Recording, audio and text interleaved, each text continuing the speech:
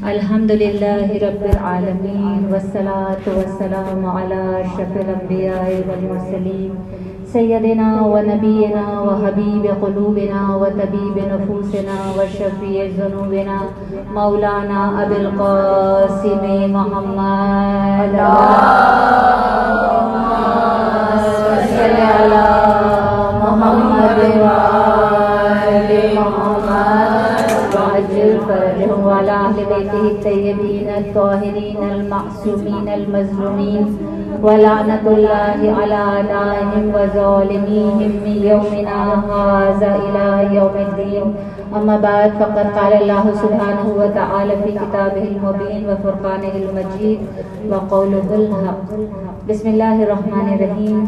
تمام تعریفیں، تمام حمد و ثنا اس پاک پروردگار کے لیے جو خالق کائنات ہے، جو تمام جہانوں کا پالنے والا ہے. سب پر اسی کا ذکر حاوی ہے، ہر شے پر اسی کا علم حاوی ہے. لائق حمد و ثنا ہے وہ ذات جو وحدہ لا شریک ہے. وہ خالق ہے، وہ مالک ہے، وہ رازق ہے. اور کیسا رازق ہے جو زمین کی آخری تہ میں موجود ننھے سے کیڑے کو بھی رزق پہنچا رہا ہے. اور ہمارا سلام وہ ان ذوات مقدسہ پر کہ جنہیں اللہ نے ہمارے لیے وسیلہ قرار دیا. درود پڑھیے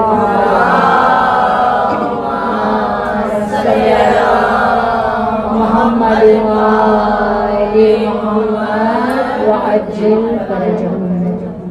شکر ہے پروردگار عالم کا کہ اس نے ہمیں ان لوگوں کی محبت عطا کی جن سے وہ وحدہ لا شریک محبت کرتا ہے. شکر ہے پروردگار عالم کا کہ اس نے ہمیں فرش عزائے حسینی عطا کی. شکر ہے پروردگار عالم کا کہ ان حالات میں اس نے ہمیں کربلائے معلیٰ پہنچا. جو حالات ہیں ہم سب جانتے ہیں، ہماری آنکھوں کے سامنے کتنے ہمارے اپنے اس وقت اس وبا کی وجہ سے خالق حقیقی سے جا ملے. الحمدللہ ابھی ہماری سانسیں چل رہی ہیں اور یہ سانسیں تسبیح شمار ہونے لگتی ہیں جب ہم فرش عزا پر آ جاتے ہیں. جتنا شکر ادا کریں پروردگار عالم کی بارگاہ میں کہ اس فرش عزائے حسینی کے صدقے سے وہ ہمیں کیا کیا عطا نہیں کرتے. اسی فرش عزائے حسینی سے ہمیں ہدایت بھی عطا ہوتی ہے، ہمیں شفا بھی نصیب ہوتی ہے، ہمارے نفوس کی تربیت بھی ہوتی ہے، تزکیہ بھی عطا کیا جاتا ہے. اس لیے کہ ان الحسین مصباح الہدی و سفینۃ النجات. حسین ہدایت کا چراغ بھی ہیں، حسین نجات کی کشتی بھی ہے. ہم سب جانتے ہیں حسین جس وقت دنیا میں تشریف لا رہے ہیں اس وقت بھی نجات عطا کر رہے ہیں. جب دنیا میں تشریف لائے ہیں اس وقت ایک عرش والے کو نجات عطا کی. اور کیسے عطا کی کہ فطرس جس کے بالوں پر لے لیے عطاب الہی کا شکار ہوا ہے. لیکن جب حسین کی ولادت ہوئی ہے پروردگار عالم نے جبرائیل کو حکم دیا ہے کہ جاؤ میرے حبیب کو جا کر میرا سلام پہنچاؤ، نواسے کی ولادت کی مبارکباد دو. 1000 ملائکہ کے گروہ کو ساتھ لے کر جبرائیل چلے ہیں عرش سے 1000 ملائکہ کے گروہ کو لے کر. اور جب اس ویرانے میں پہنچے ہیں کہ جہاں فطرس کو پروردگار عالم نے عطاب الہی کے بعد پہنچا دیا تھا، جب وہاں سے گزر رہے ہیں تو اس وقت فطرس پوچھتے ہیں اے جبرائیل یہ 1000 ملائکہ کا گروہ لے کر کہاں جا رہے ہو؟ جبرائیل نے کہا کہ اللہ کے حبیب کے یہاں نواسے کی ولادت ہوئی ہے، مبارکباد کے لیے جا رہا ہوں. کہا مجھے بھی ساتھ لے چلو. اب جبرائیل نے پشت پر سوار کیا فطرس کو اور چلے ہیں رسول خدا کی بارگاہ میں مبارکباد کے لیے. جب وہاں پہنچے جا کر پروردگار عالم کا سلام پہنچایا، مبارکباد دی ہے. اور اس کے بعد کہتے ہیں کہ یا رسول اللہ فطرس کو پشت پر لے کر آیا ہوں کہ اس کا عتاب برطرف ہو سکتا ہے. رسول خدا نے کیا کہا تھا؟ یہ نہیں کہا تھا کہ جا کر حسین سے مس کر دو، کہا حسین کے گہوارے سے مس کر دو. حسین ہم آج جا کر زری سے مس کرتے ہیں نا، حسین کے جسم مبارک سے خود کو مس نہیں کرتے لیکن شفا لے کر جاتے ہیں. تو جا کر جبرائیل سے کہا کہ جا کر حسین کے گہوارے سے مس کر دو. حسین کے گہوارے سے مس کیا اور فطرس کو بالوں پر عطا ہو گئے. اب چلے ہیں عرش کی طرف، فخر کرتے ہوئے فطرس جا رہے ہیں اور یہ کہتے ہوئے جا رہے ہیں کہ کوئی میری مثل نہیں ہو سکتا، میں نے حسین کے گہوارے سے شفا پائی ہے. لیکن جاتے جاتے رسول خدا سے ایک جملہ کہا تھا یا رسول اللہ آپ کے حسین کے گہوارے سے مجھے بالوں پر عطا ہوئے ہیں، ایک نوکری انجام دوں گا حسین کی. کیا نوکری انجام دیتے ہیں فطرس؟ اس وقت رسول خدا صلی اللہ علیہ وآلہ وسلم سے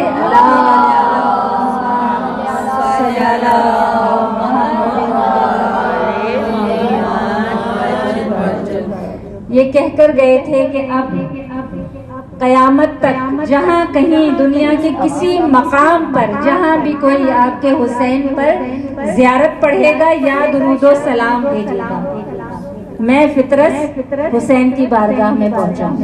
اور آج تک فطرس یہ نوکری انجام دے رہے ہیں. ہم دنیا کے کسی کونے میں حسین ابن علی پر زیارت پڑھتے ہیں یا درود و سلام بھیجتے ہیں. فطرت ہمارا سلام ہماری زیارت حسین کی بارگاہ تک پہنچا دیا کرتا ہے. درود پڑھیے محمد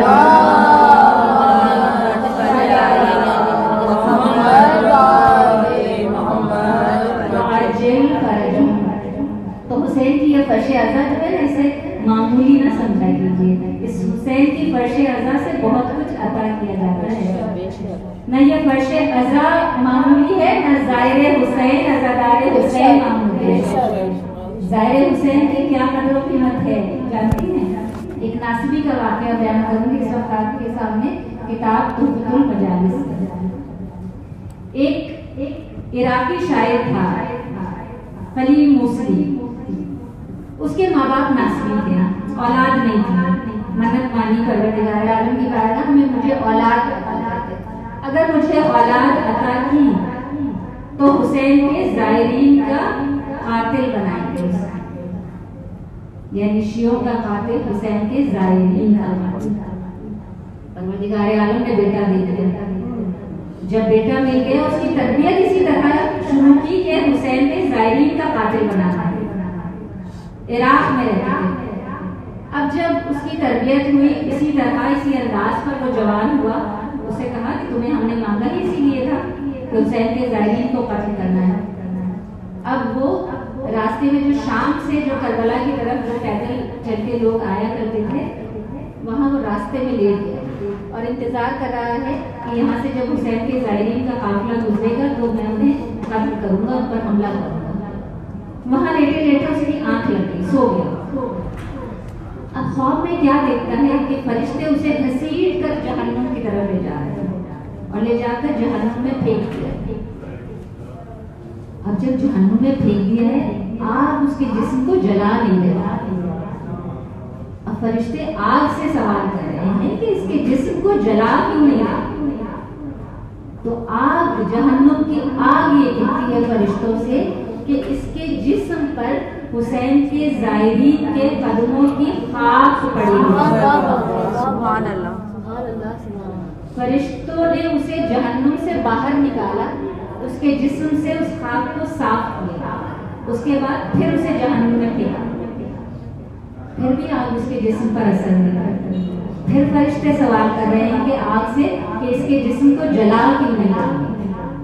آگ نے کہا کہ اس کے جسم سے تو تو نے خاک کو صاف کر دیا، لیکن جب زائرین وہاں سے گزر رہے تھے اور یہ سو رہا تھا تو کچھ خاک اٹھ کر اس کے حلق سے اس کے جسم کے اندر پہنچ گئی ہے. اب جو خاک جسم کے اندر چلی گئی ہے وہ جسم کا حصہ بن گئی ہے، اس لیے جہنم کی آگ اس پر اثر نہیں کر سکتی.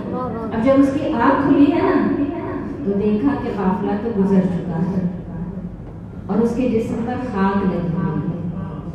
اٹھ کر گیا کربلا میں پہنچا مولا کی زمین پر اور جا کر کہتا ہے مولا مجھے نہیں پتا تھا کہ آپ کے زائرین کا یہ مقام ہے. مولا اب تو میں خود چل کر آپ کی بارگاہ میں آ گیا ہوں، کیا اب بھی مجھے قبول نہیں کریں گے. حضرت علی امام جانتی ہیں وہ عراقی شاعر جسے پالا ہی اس لیے گیا تھا کہ دشمن اہل بیت بنایا جائے, جو زائرین کا قاتل بنے اسے پروردگار عالم نے شاعر اہل بیت بنایا. اس کے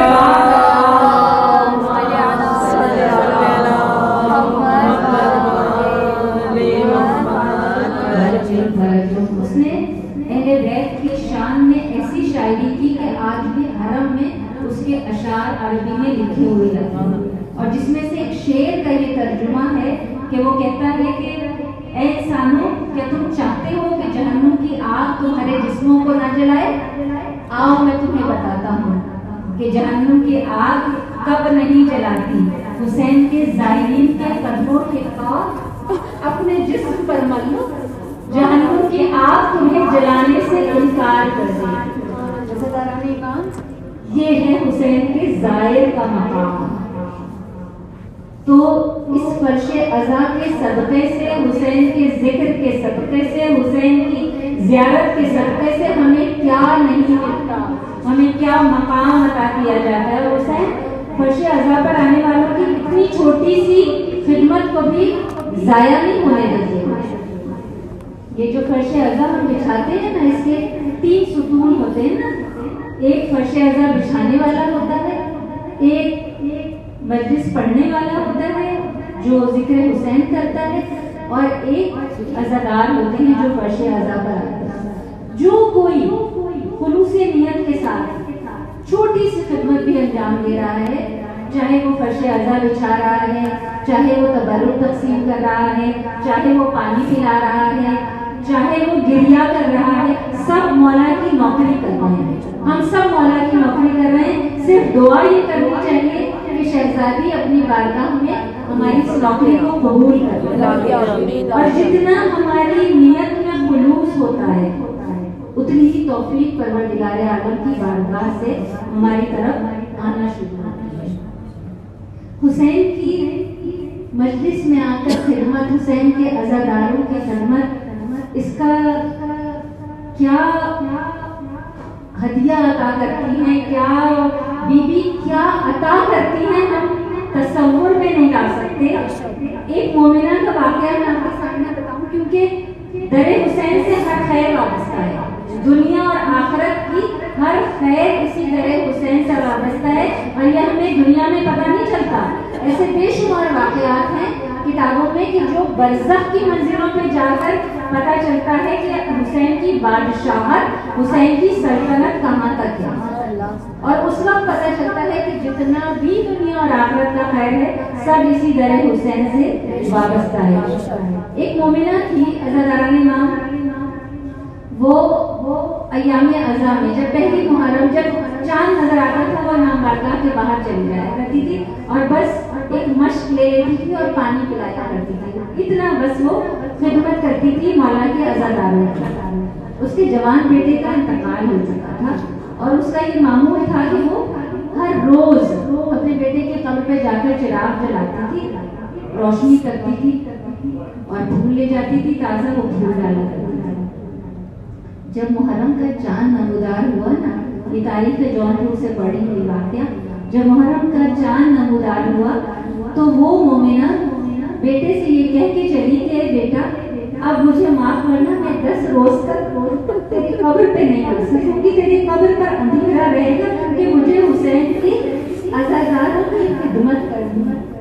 عزادار امام وہ امام بارگاہ کے باہر آ کر کھڑی ہو گئی, اور اسی طرح اس نے عزاداروں کو پانی پلانا شروع کیا.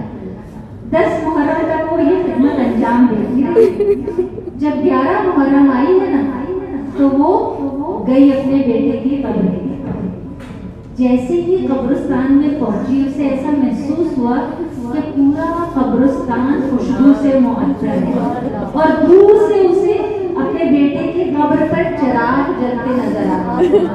قبر کے قریب پہنچی, دیکھا ایک مومنہ میں سیاہ پوش سر جھکایا ہوا ہے اور قبر پر چراغ لگا ہے. کہ آپ کو شاید غلط فہمی ہوئی ہے, یا آپ کی کسی عزیز کی قبر نہیں ہے, یہ میرے جوان بیٹے کی قبر ہے, اور میں ایام عزا میں مصروف تھی حسین کی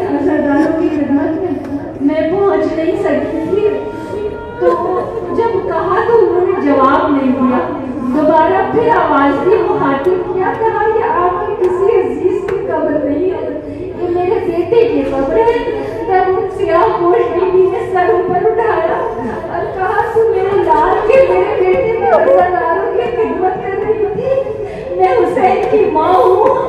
ایسا ہو سکتا تھا کہ تو میرے بیٹے کے عزاداروں کی خدمت میں مصروف ہو اور میں تیرے بیٹے کی قبر کو تنہا چھوڑ دیتی, ناوارث چھوڑ دیتی. عزادار یہ عطا کرتی اور شہزادی ہماری چھوٹی چھوٹی بدلے میں.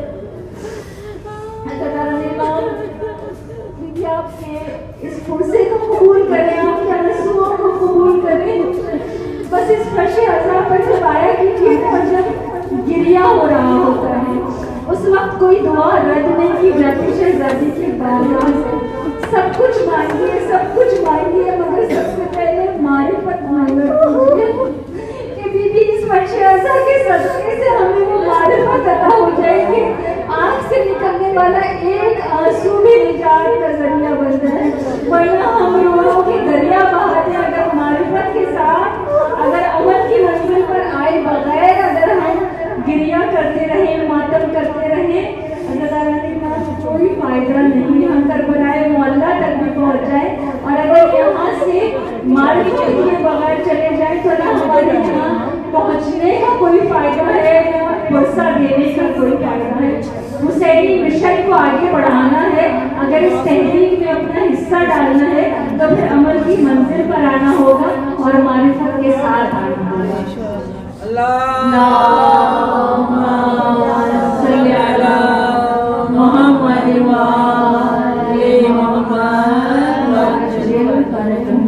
آج کی یہ فرش عزا جو بچھائی گئی ہے عزاداران امام, یہ نیابت امام زمانہ علیہ السلام نے بچھائی ہے.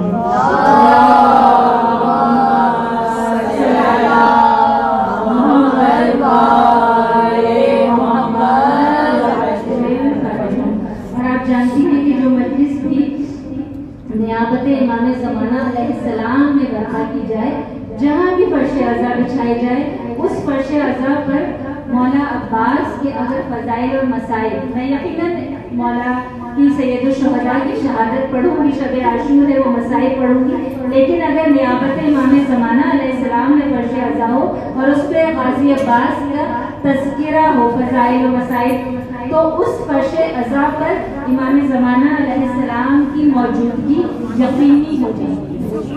ویسے تو ہر فرش عزا پر امام زمانہ علیہ السلام موجود ہوتے, لیکن جس فرش عزا پر غازی کا تذکرہ ہو اور وہ نیابت میں بچھائی جائے وقت کے امام کی, تو اس پر مولا یقینی موجود ہوتے ہیں.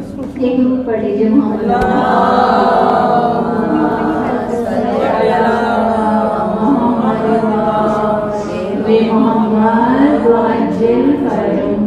اور میں آپ کے سامنے اس کی تصدیق کے لیے, یقیناً ہمارا ایمان ہے, ہمارے عقیدے کا حصہ ہے, لیکن تصدیق کے لیے میں خود آپ کے سامنے یہ بتاؤں کہ لاسٹ ایئر میں نے بحریہ ٹاؤن میں ایک مجلس نیابت امام زمانہ علیہ السلام میں پڑھی تھی. کووڈ کی وجہ سے صرف 11 مومنات تھی فرش عزا پر, لیکن اتنا گریہ تھا کہ در و دیوار سے ہونے کی آوازیں تھیں. اور جب مجلس عزا ختم ہوئی تھی, جس بچی نے مومنہ نے وہ فرش عزا کا اہتمام کیا تھا امام کی نیابت میں, وہ ایسی خوش نصیب بچی ہے, کاش کہ ہم سب معرفت کی اس منزل تک پہنچ جائیں کہ اسے 9 سال کی عمر سے معصومین کی زیارت خواب میں ہو رہی. 9 سال کی عمر میں جب اس نے قرآن پاک ختم کیا تھا, اس وقت مولا عباس نے اسے خواب میں آ کر اس کی آمین کی مبارکباد دی, اور اس نے جب مجھ سے کہا کہ انیلا آنٹی آپ مجلس پڑھیں گی, میں نیابت امام زمانہ علیہ السلام میں فرش عزا بچھانا چاہتی ہوں, یہ میری خوش نصیبی تھی, یہ میری اوقات نہیں تھی کہ بیوی نے مجھے امام زمانہ علیہ السلام نے سعادت عطا کی. اور جب وہ مجلس ختم ہو گئی تو اس نے تمام مومنات کے جانے کے بعد مجھے بلایا اور مجھ سے کہا کہ جس وقت مجلس ہو رہی تھی اس نے وہ جگہ کھڑکی کے نیچے وہ مقام دکھایا کہ یہاں جاگتی آنکھوں سے, اس وقت اس نے خواب میں زیارت کی. ہم تو بہت گنہگار ہیں, ہم نہیں مولا کی زیارت کر سکے, لیکن اس نے کہا کہ اس مقام پر امام زمانہ علیہ السلام بیٹھے تھے.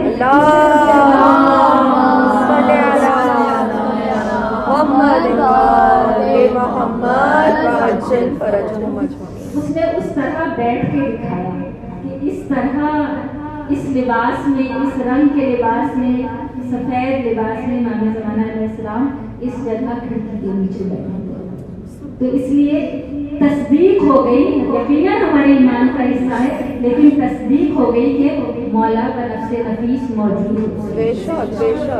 تو اس لیے غازی عباس کا تھوڑا سا تذکرہ میں ضرور کرنا چاہوں گی.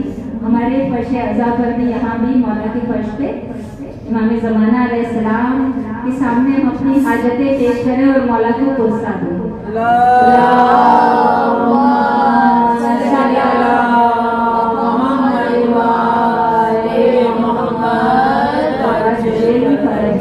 غازی عباس کا تذکرہ کیسے ابتدا کروں، کیا فضائل بیان کروں کہ بس ایک جملہ کافی ہے کہ جسے فاطمہ زہرا اپنا بیٹا ہے. غازی عباس کی فضیلت کے لیے بس یہ ایک جملہ کافی ہے کہ فاطمہ جسے کہیں کہ عباس میرا بیٹا ہے. اور جس وقت ولادت ہوئی ہے نا، اس وقت جب زینب کی گود میں گیا ہے مولا امیر المومنین نے غازی عباس کو، تو شہزادی زینب اس وقت عباس کے کان میں کچھ کہہ رہی ہیں، سرگوشی کر رہی ہیں. مولا کہتے ہیں کہ زینب ابھی تو بھائی بہت چھوٹا ہے، ابھی تم اس سے کیا باتیں کر رہی ہو؟ تو اس وقت میری شہزادی کہتی ہیں کہ بابا، جس وقت میری ماں بستر شہادت پر تھی، اس وقت میری ماں نے کچھ امانت میرے سپرد کی تھی، وہ امانت اپنے بھائی کو پہنچا دی. میری ماں نے مجھ سے یہ کہا تھا کہ زینب، تمہارے بابا کے یہاں جس بچے کی ولادت ہوگی اور جس کا نام عباس ہوگا، اس نے میرا دودھ نہیں پیا ہوگا مگر وہ میرا بیٹا ہوگا. اور جس وقت اس کی ولادت ہو اور جب وہ تمہاری آغوش میں آئے تو اسے فاطمہ زہرا کا سلام پہنچاؤ. کیا شان ہے میرے مولا کی کہ ولادت کے وقت بی بی فاطمہ زہرا کا سلام پہنچایا جاتا ہے. عباس کی فضیلت میں کیسے بیان کروں کہ عباس بے مثال دلاور کا نام ہے، عباس دی کے درد کے یاور کا نام ہے، عباس بہر حق کے شناور کا نام ہے، عباس صبر صبح خاور کا نام ہے. جرت کی ابتدا بھی یہی انتہا بھی ہے، جرت کی ابتدا بھی یہی انتہا بھی ہے. عباس وہ ہستی ہے کہ جو جرت اور شجاعت میں ایسا بے مثال کہ جو زینب کی ڈھارس تھا. عباس کے ہوتے ہوئے بیویوں کو کوئی خوف نہ ہوتا تھا. عباس کے ہوتے ہوئے دشمنوں کی نیندیں حرام تھی. جس وقت حسین لاشے عباس پر آئے تھے نا، اس وقت حسین نے ایک شعر پڑھا تھا، اور حسین نے جو شعر پڑھا تھا نا، اس کا پہلا مصرع یہی تھا: عباس اب وہ لوگ چین سے سوئیں گے جو تمہارے خوف سے سوتے نہ تھے. اور عباس جو چین سے سوتے تھے وہ اب سو نہیں. اسداران امام، عباس کی شہادت نہیں پڑھنی مگر عباس کو جنگ کی اجازت نہیں ملی تھی نا. ہم سب کا باب الحوائج مولا ہے، اور عباس ہمارا باب الحوائج مولا جانتی ہے نا کیسے کرنا. میں جہاں بھی عباس کا تذکرہ کرتی ہوں یہ حاجات کا عمل ضرور بتاتی ہوں، اس لیے کہ مجھے نہیں پتا اس فرش اعضاء پر کون سی مومنہ دل میں کیا حاجت لے کر آئی ہے، میرا مولا جانتا ہے. لیکن حاجات کا یہ عمل میں اس لیے بتاتی ہوں کہ یہ میرا اپنا آزمایا ہوا ہے، اور کوئی دنیا کی کوئی حاجت آپ عباس کے در پر لے کر جائیں اور اس عمل کے ذریعے حاصل کریں، کبھی ایسا نہیں ہو سکتا کہ آپ خالی ہاتھ بڑھ رہے. 70,000 فرشتے ہر وقت عباس کے علم پر ڈیوٹی دیتے ہیں. 70,000 برس، اور انہیں یہ حکم ہے کہ جو مومن حاجت لے کر آئے ان کی حاجت کو روا کرو. رضا امام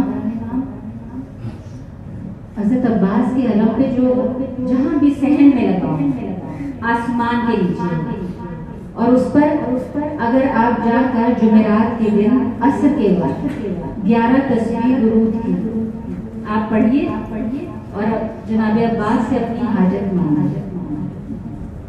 جو حاجت آپ رکھتی ہیں مولا امیر المومنین کو واسطہ دیجیے ان کے تینوں بیٹوں کا، امام حسین علیہ السلام، امام حسن علیہ السلام اور مولا عباس. یہ واسطہ دے کر مولا مشکل کشا سے اپنی حاجت مانگیے اور اس کے بعد 11 تسبیح درود کی پڑھیے، اور پھر یہ نیت کیجیے کہ 12ویں تسبیح میں اس وقت آ کر پڑھوں گی کہ جب میری یہ حاجت پوری ہو جائے، اور اس وقت پھر ایک تسبیح بس آپ نے 12ویں تسبیح پڑھنی ہے جب آپ کی حاجت پوری ہو جائے. حضرت عباس کا علم جہاں بھی زیر آسمان لگا ہو وہاں آپ جا کر عصر کے وقت جب عصر کی اذان ہوئی ہوتی ہے اس وقت اس سے 5-10 منٹ پہلے آپ چلی جائیے. 1 گھنٹے کا وقت ہوتا ہے. یہ عمل علامہ طالب جوہری کے والد صاحب کا بتایا ہوا عمل ہے. بہت سارے امام بارگاہوں میں تو آپ جانتے ہیں کہ باقاعدہ اجتماعی شکل میں یہ عمل انجام دیا جاتا ہے. اور اس وقت آپ 11 تسبیح پڑھیے درود کی، اور وہ اگر آپ چاہتی ہیں کہ بہت جلدی آپ کی حاجت روا ہو جائے تو پھر وہ درود کی تسبیح ہدیہ کر دیجیے جناب ام البنین اور مولا مشکل کشا کو تینوں بیٹوں کا واسطہ دے کر اپنی حاجت مانگیے. اور اس کے بعد آپ یہ نیت کیجیے کہ جب میری حاجت روا ہو جائے گی تو پھر میں 12ویں تسبیح آ کر پڑھوں گی جب آپ کی حاجت پوری ہو جائے. پھر آپ علم عباس پر آئیے اور آ کر 12ویں ایک تسبیح آپ پڑھیے، اور اس کے بعد چاروں کی نظر دلانی ہے، مولا مشکل کشا کی، مولا عباس کی، امام حسن اور امام حسین علیہ السلام کے درود پڑھ لیجیے.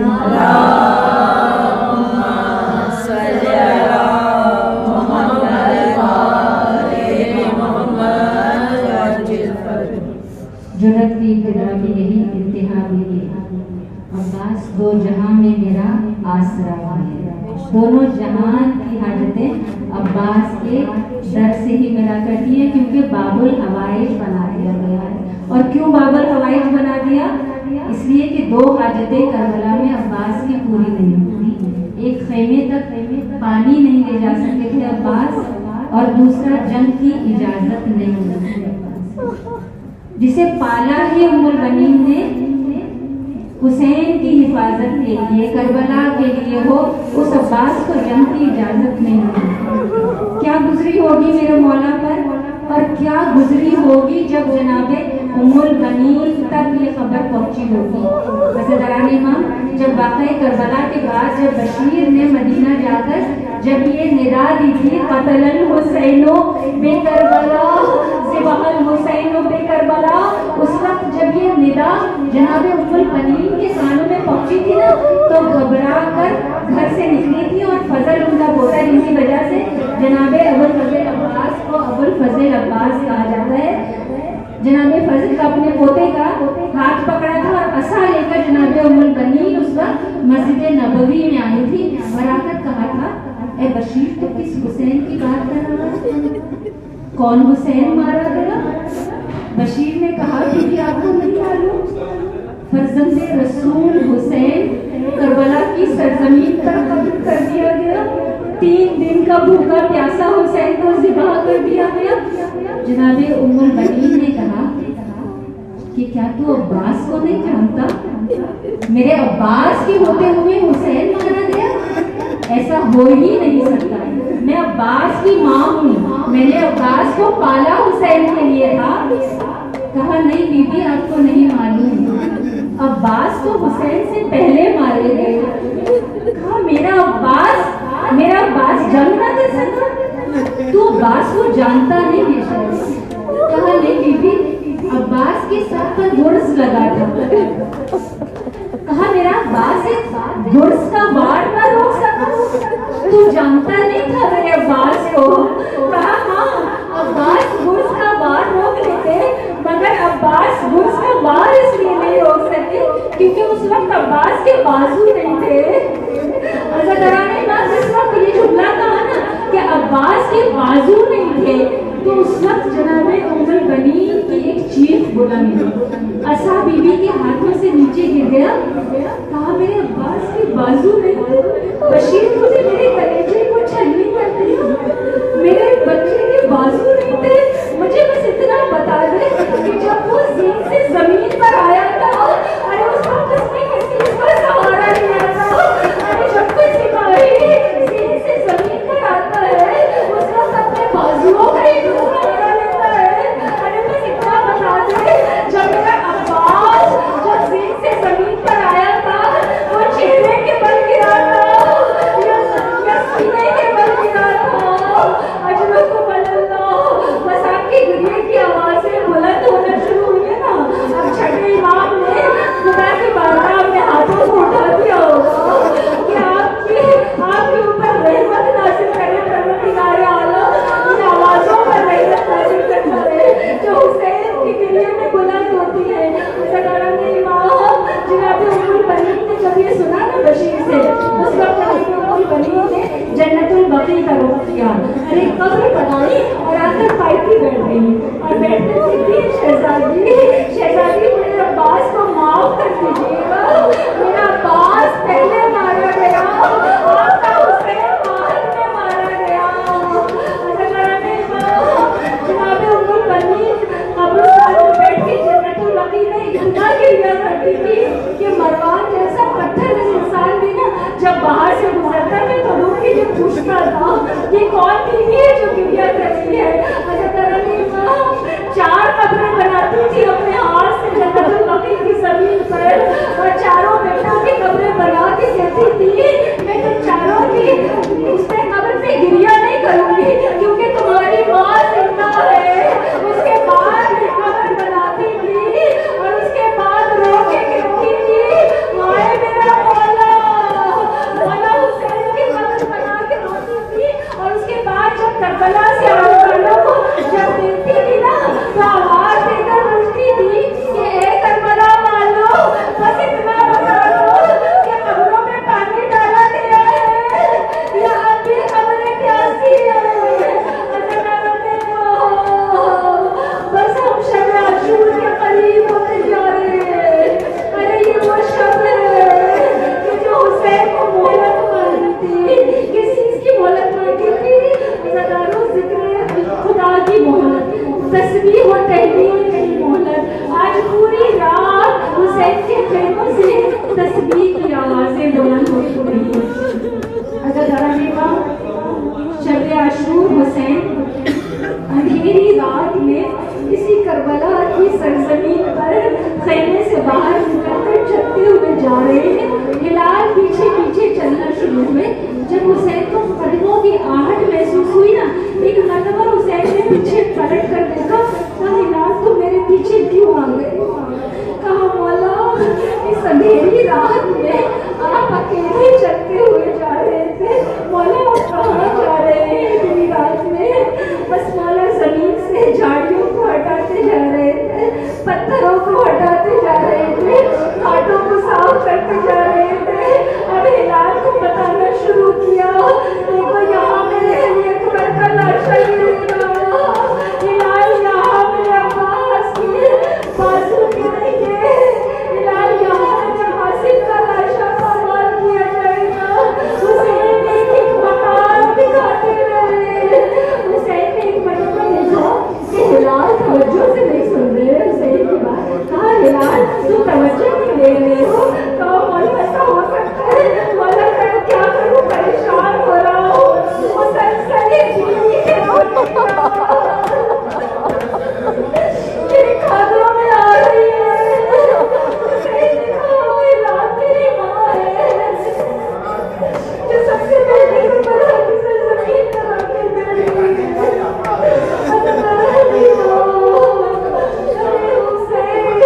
حسین کمانڈ کر رہے تھے، حسین بھیج رہے تھے۔ اکثر یہ اعتراض کیا جاتا ہے حسین نے پہلے اصحاب کو بھیج دیا، حسین نے اپنی اولاد کو بعد میں بھیجا۔ کربلا تلوار کی جنگ نہیں تھی، کربلا